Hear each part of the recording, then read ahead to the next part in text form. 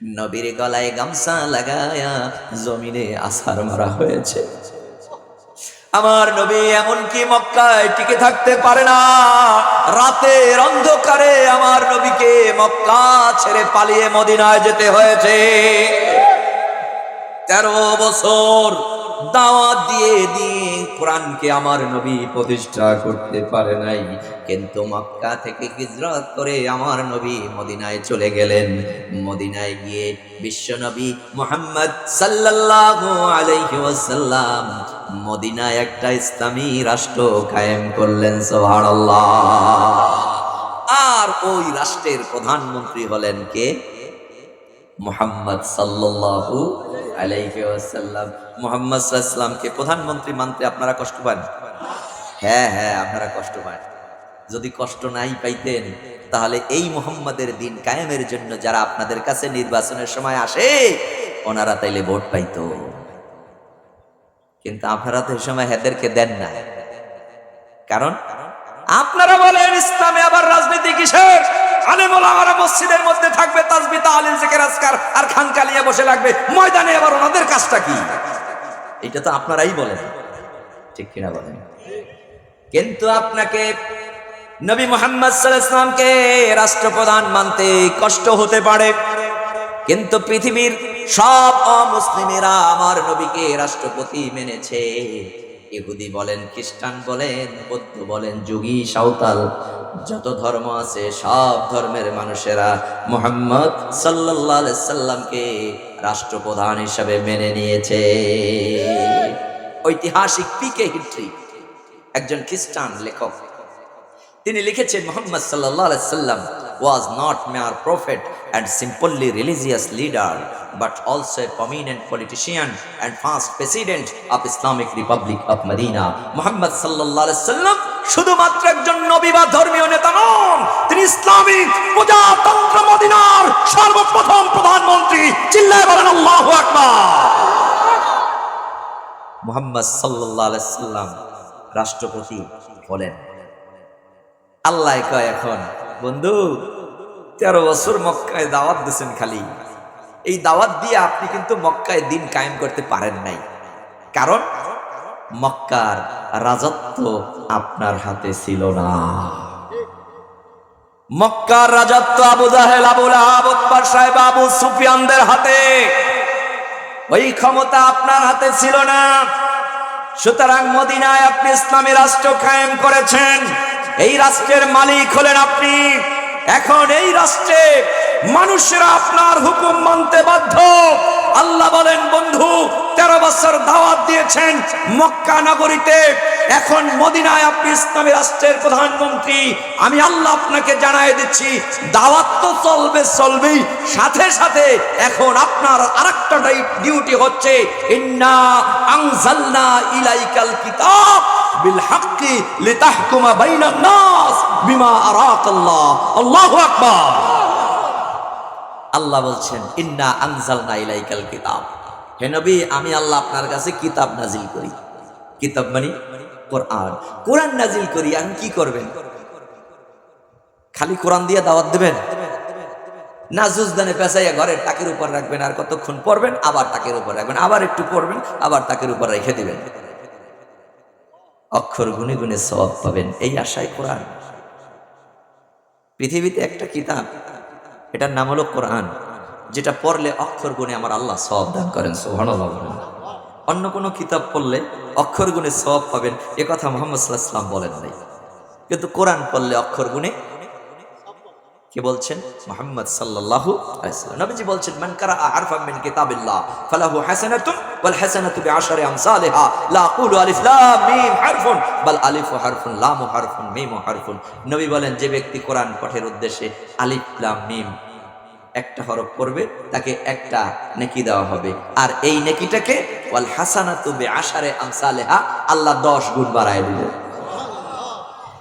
আবার প্রকাশ করছেন নবী মুহাম্মদ সাল্লাল্লাহু আলাইহি সাল্লাম, আমি বলি না আলিফ লাম মিম একটা হরফ বাল আলিফু হারফুন, লামু হারফুন, মিমু হারফুন। নবী বলেন আলিফ একটা হরফ, লাম একটা হরফ, মিম একটা হরফ। যে ব্যক্তি কোরআন পাঠের উদ্দেশ্যে আলিফ লাম মিম বলবে, বলার সঙ্গে সঙ্গে তার আমল নামায় আল্লাহ 30টা নেকি লিখে দিবে। আবার আল্লাহ বলছেন ইন্নাল্লাযীনা ইয়াতলুনা কিতাবাল্লাহ ওয়া আকামুস সালাত ওয়া আনফাকু মিম্মা রাযাকনাহুম সিররান ওয়া আলানিয়াতান ইয়ারজুনা তিজারাতান লান তাবুরা। আল্লাহ বলেন যারা কোরআন পাঠ করবে, ইন্নাল্লাযীনা নিশ্চয় যারা, ইয়াতলুনা তেলাওয়াত করবে কিতাব আল্লাহ, আল্লাহর কিতাব কোরআন যারা পাঠ করবে, ইয়ারজুনা তিজারাতান তারা এমন একটা ব্যবসার আশা করবে, লান তাবুরা যেই ব্যবসায় কোনো লস নাই। কোরআন পড়লে ব্যবসা আছে না নাই? দুনিয়ায় ব্যবসায় লাভ এবং লস দুটো আছে, ঠিক কিনা? লাভও হতে পারে, লসও হতে পারে, আবার দেউলিয়াও হয়ে যেতে পারে। কিন্তু কোরআন পড়লে একটা এমন ব্যবসা, আল্লাহ বলেন যে এই ব্যবসায় কোনো লস নাই। ও নবী, আপনি কি শুধু কোরআন পড়বেন আর এই ব্যবসা আদায় করবেন? না না, আমি আল্লাহ এই কারণে শুধু কোরআন নাজিল করি নাই, কোরআন নাজিল করেছি কোরআন দিয়ে আপনি মানুষের মাঝে দাওয়াত দিবেন, সাথে সাথে ইন্না আনজালনা ইলাইকাল কিতাবা বিল হাক্কি লিতাহকুমা বাইনান নাস। ও নবী, আমি কোরআন নাজিল করেছি এই জন্য যে কোরআন দিয়ে আপনি মানুষের মাঝে বিচার মীমাংসা করবেন, আপনার রাষ্ট্রে কোরআনের হুকুমত আপনি কায়েম করবেন। এজন্য আমি আল্লাহ আপনার কাছে কোরআন নাজিল করেছি। এটা মদিনায়, এই আয়াত কোথায় নাজিল হয়েছে?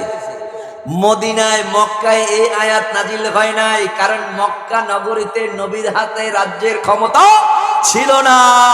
মদিনায় রাজ্যের ক্ষমতা পেলেন নবী, আর আল্লাহ জানাই দিলেন রাষ্ট্রের মালিক আপনি। এখন আপনার দায়িত্ব হলো কোরআনের হুকুমত আপনার সমাজে প্রতিষ্ঠা করা। এজন্য রাষ্ট্র ক্ষমতা ছাড়া কোরআন কায়েম করা যায় না, ঠিক কিনা? কোরআন কায়েম করতে চান, শুধু কোরআন কায়েম করতে চান, কিন্তু কায়েম করতে হলে রাসূলুল্লাহর পদ্ধতি অবলম্বন করতে হবে, ঠিক কিনা? আপনি খালি দাওয়াত দিয়ে দিয়ে কোরআন প্রতিষ্ঠা করবেন, দেশের সব মানুষ ভালো হয়ে যাবে, এরপর অটোমেটিক কোরআন কায়েম না। সব মানুষ ভালো হবে না, কিছু ভালো মানুষ কোরআন কায়েম করবে। সম্মানিত ভাইয়েরা আমার, দেখেন মদিনায় একটার পর একটা আল্লাহর পক্ষ থেকে বিধান আসে। আল্লাহ বলেন আস-সারিকু ওয়াস-সারিকাতু ফাকতাউ আইদিয়াহুমা, চোর বেটা হোক আর বেটি হোক ধরে ধরে হাত কেটে দাও। আল্লাহর নবী বলেন এই মক্কা মদিনার মানুষ শোনো, আমার রাষ্ট্রে যদি এখন থেকে কেউ চুরি করো হাত কাটা হবে। যদি কেউ চুরি করো হাত কেটে দেওয়া হবে। এক মহিলা আসছে, ইয়া রাসূলুল্লাহ আমি তো চুরি করছি, আমারে মাফ করা যায় না? আল্লাহর নবী বলেন শোনো, তুমি কেন, এখানে যদি আমার মেয়ে ফাতেমা আসতো আমি তার হাত কেটে দিতাম। আমাদের সমাজটা তো নষ্ট হয়ে গেছে, শুধু আত্মীয়করণ, দলীয়করণ, এরপরে ওটাকে কি বলে যে আমার দলের লোক তো 7 খুন মা, ঠিক কিনা বলে? দুর্নীতিতে গোটা দেশ সাইলাভ হয়ে গেছে, ঠিক কিনা? অথচ দুর্নীতি দমন কমিশন পৃথিবীর বুকে সর্বপ্রথম যিনি কায়েম করেছিলেন তিনি হলেন হযরতে ওমর রাদিয়াল্লাহু তাআলা আনহু। এই দুর্নীতি দমন কমিশনের চেয়ারম্যান ছিলেন মুহাম্মদ বিন মাসলামা আনসারী রাদিয়াল্লাহু তাআলা আনহু। সুবহানাল্লাহ বলেন। তিনি কিভাবে দুর্নীতি দমন করেছেন তার ইতিহাস বলতে গেলে বহু সময়ের প্রয়োজন। দেখেন হযরতে আবু হুরায়রা রাদিয়াল্লাহু তাআলা আনহু তিনি একটা এলাকার গভর্নর নিযুক্ত করলেন হযরত ওমর রাদিয়াল্লাহু তাআলা। কিছুদিন পর জানতে পারলেন যে আবু হুরায়রা অনেক সম্পদের মালিক হয়ে গেছে। আবু হুরায়রা তলব করলেন। আবু হুরায়রা আসলো 2 উট বোঝাই সম্পদ নিয়ে। এবার হযরত ওমর বলছেন, এই আবু হুরায়রা, এই যে 2 উট বোঝাই সম্পদ নিয়ে সেটা কোথায় পেয়েছো? আবু হুরায়রা বলছেন, আমিরুল মুমিনিন খলিফাতুল মুসলিমিন, এটা আমার নিজের উপার্জিত হালাল সম্পদ, রাষ্ট্রীয় কোনো সম্পদ আমি চুরি করি নাই। হযরত ওমর বলেন, আবু হুরায়রা, তোমাকে যে সময় গভর্নর নিযুক্ত করি তোমার পায়ে এক জোড়া জুতা পর্যন্ত ছিল না, আজকে 2 উট বোঝাই নিয়ে সম্পদ এখানে এসেছো?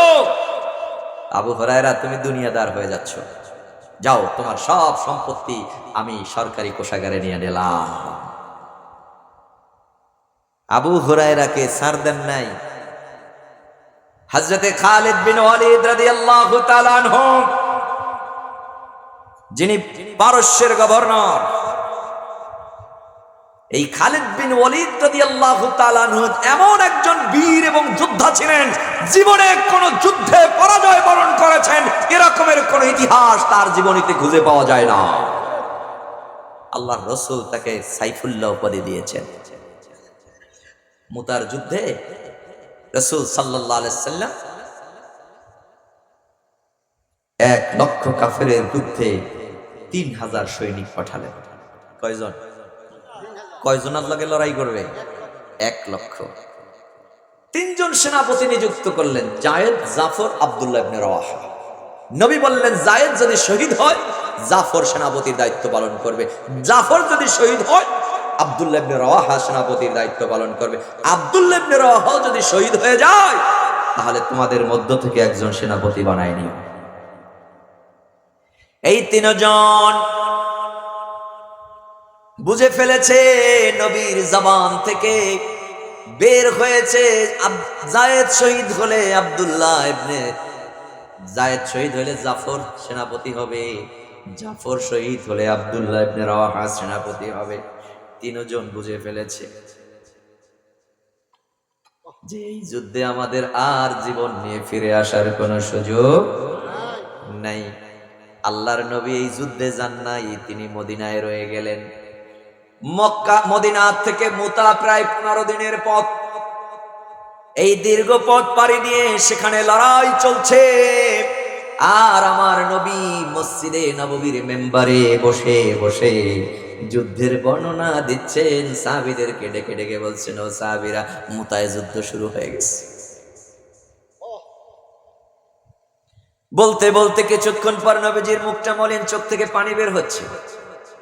সাহাবায়ে কেরাম বলেন, ইয়া রাসূলুল্লাহ, আপনি যুদ্ধের বর্ণনা দিচ্ছেন, চোখে পানি কেন? নবী বলেন, ও সাহাবীরা রে, এই মাত্র মুতার প্রান্তরে আমার সাহাবী জায়েদ শহীদ হয়ে গেছে। আবার নবীজি বলছেন, শোনো, এখন জাফর সেনাপতির দায়িত্ব পালন করছে, কাফেরগুলোকে হত্যা করে করে সামনের দিকে অগ্রসর হচ্ছে। তুমুল বেগে লড়াই চলছে। ধারাভাষ্য বর্ণনা দিচ্ছেন মুহাম্মদ সাল্লাল্লাহু। কিছুক্ষণ পর আবার নবীর মুখটা মলিন, চোখ থেকে পানি বের হচ্ছে, নবী কান্দে, সাহাবীরাও কান্দে। ডেকে বললেন, ইয়া রাসূলুল্লাহ, আপনি কান্দেন কেন? নবী বলেন, শোনো, এই মুহূর্তে মুতার প্রান্তরে আমার চাচাতো ভাই জাফর বিন আবি তালিব শহীদ হয়ে গেছে। নবী আবার বলছেন, শোনো, এখন সেনাপতির দায়িত্ব পালন করছে আব্দুল্লাহ ইবনে রাওয়াহা। তিনিও প্রবল বেগে লড়াই চালিয়ে যাচ্ছে। বর্ণনা দিতে দিতে আবার কিছুক্ষণ পর নবীর মুখটা মলিন, চোখ থেকে পানি। সাহাবায়ে কেরাম বলেন, ইয়া রাসূলুল্লাহ, আপনি আবার কেন কাঁদেন? নবী বলেন, ও সাহাবীরা রে, 3 জন সেনাপতি নিযুক্ত করেছিলাম, একে একে 3 জন। এইমাত্র আমার সাহাবী আব্দুল্লাহ ইবনে রাওয়াহা শহীদ হয়ে গেছে। এবার আমার নবী 2টি হাত আকাশের পানে তুলে দিলেন, আর আল্লাহকে ডেকে ডেকে বলছেন, আল্লাহ গো, ইন্নাহু সাইফাম মিন সুয়ুফিকা ফা আনতা তানসুরহু। ও আল্লাহ, আমি তিনজন সেনাপতি বানিয়েছিলাম, তিনজন তো শহীদ হয়ে গেছে। এখন ওই মুতার প্রান্তরে বসে আমার সাহাবীরা যাকে সেনাপতি বানিয়েছে, ইন্নাহু সাইফাম মিন সুয়ুফিকা, ও আল্লাহ, এ তো তোমার তলোয়ারের মধ্য থেকে একটা তলোয়ার। আল্লাহ ফানসুরহু, তুমি তোমার এই তরবারিটাকে সাহায্য করো।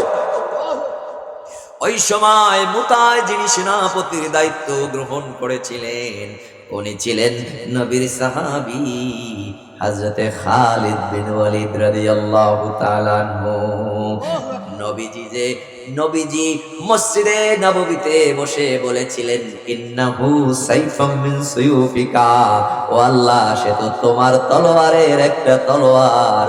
ওই দিন থেকে হযরত খালিদের নামের সঙ্গে খালিদ সাইফুল্লাহ উপাধিতে ভূষিত হয়েছে।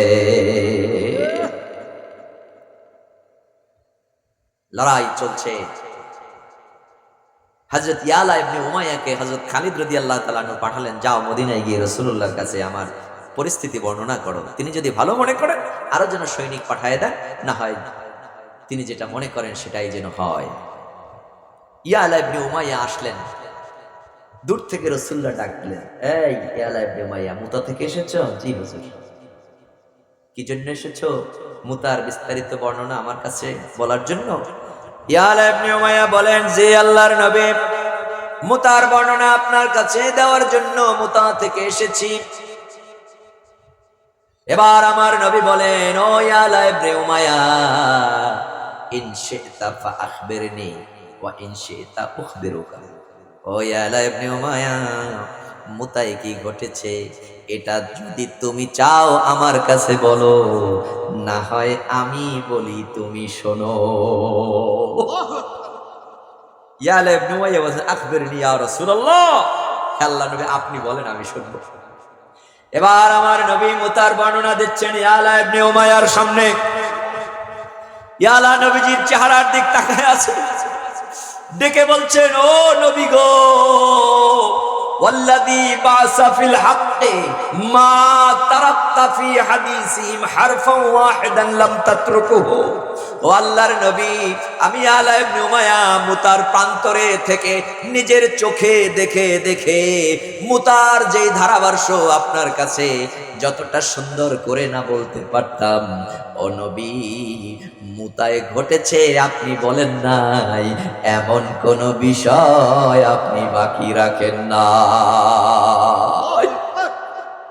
ওই আল্লাহর কসম, ওয়াল্লাযী বা'সাকা বিল হক, সেই আল্লাহর কসম যিনি আপনাকে সত্য সহকারে দুনিয়ায় পাঠিয়েছে, সেই আল্লাহর কসম খেয়ে বলছি, মা তারাকতা ফি হাদিসিহিম হারফাও ওয়াহিদান লাম তাতরুকুহু।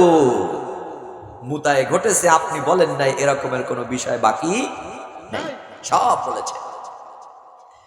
নবী বলেন, ইয়ালা রে শোনো, যখন মুতায় যুদ্ধ চলছিল, মুতা থেকে মদিনা যত আড়াল ছিল সমস্ত আড়ালগুলো সরায়া আল্লাহ পাক গোটা মুতাটাকে আমার সামনে হাজির করে ধরেছে। আর আমি দেখে দেখে আমার সাহাবীদের মাঝে বর্ণনা দিয়েছি।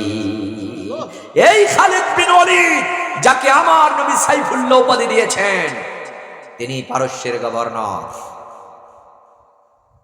গভর্নর থাকাকালীন অবস্থায় এক কবি একটা কবিতা লেখছে, যেই কবিতায় হযরত খালিদের প্রশংসা করা হয়েছে।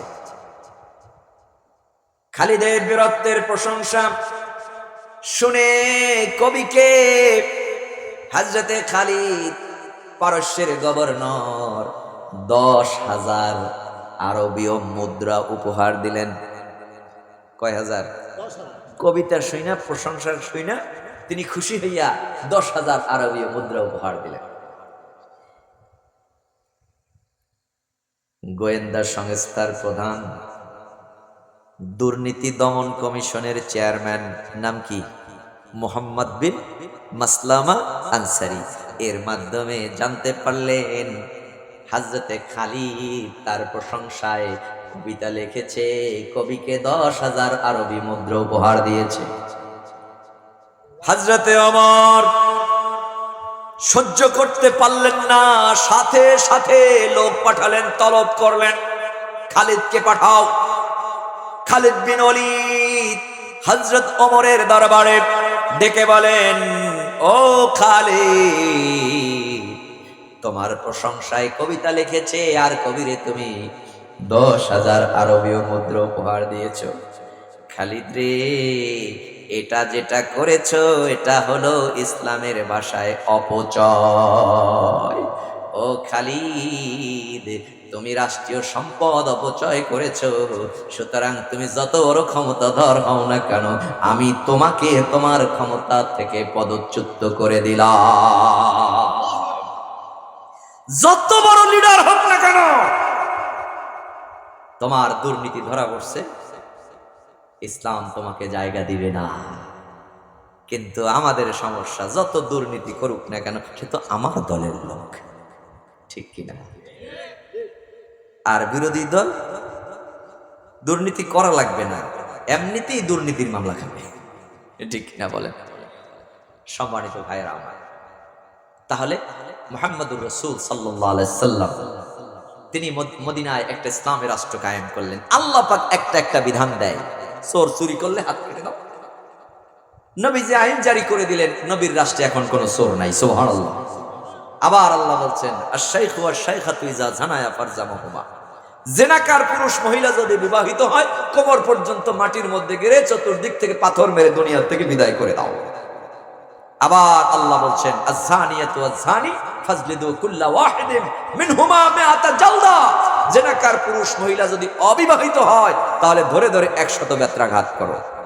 রাসূলুল্লাহ রাষ্ট্রের প্রধান, আল্লাহ আইন জারি করলেন, নবীও ঘোষণা দিয়ে দিলেন, যদি কেউ জিনা ব্যভিচারী করে 100 বেত্রাঘাত, অবিবাহিত হলে, আর বিবাহিত হলে কোমর পর্যন্ত মাটির মধ্যে গেড়ে চতুর্দিক থেকে পাথর মেরে দুনিয়া থেকে বিদায় করে দেওয়া হবে। আল্লাহর নবীর দেশে এখন আর কোন জিনা ব্যভিচারী নাই।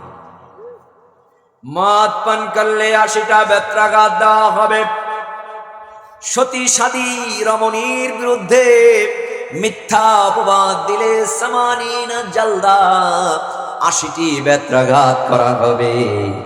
নবীর দেশে এখন কেউ মদ পান করে না, কেউ কারো বিরুদ্ধে মিথ্যা অপবাদ রচনা করে না। চুরি নাই, ডাকাতি নাই, জিনা ব্যভিচারী নাই, অন্যায় অবিচার নাই। আমার নবী সেই জাহেল মানুষদের মাঝে এমন একটা সোনার পরিবেশ তৈরি করলেন। আল্লাহর নবী তার সর্বশেষ ভাষণে বলেছেন, খায়রুল কুরুনি কারনি সুম্মাল্লাযী ইয়ালুনাহুম সুম্মাল্লাযী ইয়ালুনাহুম, শোনো, সর্ব উত্তম যুগ হলো আমার যুগ। সুবহানাল্লাহ। যেই জাহেল মানুষ, যাদের মাঝে মুহাম্মদ সাল্লাল্লাহু আলাইহি ওয়াসাল্লাম আসছে, ওই মানুষের স্বভাব চরিত্র কেমন ছিল, সেগুলো কাবাগরকে নারী পুরুষ একত্রে ন্যাংটা হয়ে তারপর তওয়াফ করত। সে সমস্ত মেয়ে লোকদেরকে যুবক ছেলেরা ধরে এনে পাহাড়ের চূড়ায় উঠায়া ইজ্জতকে হরণ করে ধাক্কা মেরে নিচে ফেলে দিয়ে দুনিয়া থেকে বিদায় করে দিত। সে যুগের মানুষের নীতি আদর্শ ছিল জোর যার বন্ধু তার। সে যুগে নারী জাতি মানুষ রূপে পরিগণিত ছিল না। মেয়েদেরকে বলা হতো আল মারআতু হিবালাতুশ শায়াতিন, মহিলারা হচ্ছে শয়তানের রশি। সে যুগে ঘরে সুন্দরী কন্যা থাকলে যুবক ছেলেরা ঘর থেকে জোরপূর্বক এনে ওই কন্যার সঙ্গে অবৈধ সম্পর্কে লিপ্ত হতো। সে যুগে এক পুরুষ যত ইচ্ছা তত মেয়ে লোককে বিবাহ করত। এক ঘরে 5টা মেয়ে লোক থাকলে 5টা মেয়েকে একজনে বিয়ে করে নিত। সে যুগের সমাজপতিরা মাঝে মাঝে নাচ গানের আয়োজন করত। কাদেরকে নিয়ে নাচ গান করত? গর্ভবতী মেয়ে লোকদেরকে ধরে এনে ন্যাংটা করে তারপর নৃত্য করতে তারা বাধ্য করত। এই গর্ভবতী মেয়ে লোকগুলো নাচতে নাচতে নাচতে নাচতে ক্লান্ত হয়ে যখন পড়ে যেত, তখন সমাজপতিরা চাকু এনে পেটটাকে ফেরে পেটের মধ্য থেকে নবজাতক শিশুটাকে বের করে আনতো। শিশু আর শিশুর মা রক্তের মধ্যে ছটফট করে দুনিয়া থেকে বিদায় নিয়ে চলে যেত, আর সেটা দেখে দেখে সমাজের নেতারা আনন্দ উপভোগ করত। এই জাহেলদের মাঝে পৃথিবীতে এসেছিলেন মুহাম্মদ সাল্লাল্লাহু আলাইহি সাল্লাম, আর নবী বক্তব্য দিচ্ছেন, খায়রুল কুরুনি কারনি, সর্বোত্তম যুগ হলো আমার যুগ।